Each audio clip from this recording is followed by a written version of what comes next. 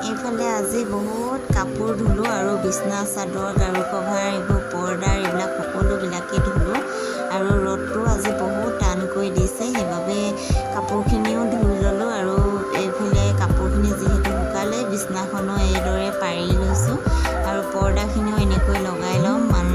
আৰু যিকোনো কাম কৰিলে সহজ আৰু যদি থৈ দিওঁ কৰিবলৈ এলাহ লাগে সেইবাবে আৰু এলাহ হোৱাৰ বাবে কাপোৰখিনি ধুবলৈ থাকি গৈছিলে আজি কাপোৰখিনি সকলোখিনি ধুই ল'লোঁ ধুই মেলি আজৰি হ'লোঁ আৰু এতিয়া লগৰ এজনী ঘৰলৈ যাম আৰু সিহঁতৰ ঘৰৰ পৰা আহিলোঁগৈ এইফালে সিহঁতৰ ঘৰত জেতুকাডাল কাটি দিছিলে আৰু মই লৈ আহিলোঁ জেতুকা আৰু যিহেতু বহুতো ঔষধি গুণ আৰু আমাৰ অসমীয়া সমাজত পৰম্পৰা আৰু বোলে যে এইফালে কলজোপা কাষতে ৰুই দিছোঁ জেতুকা সদায় গোন্ধ পালে বোলে ভাল আৰু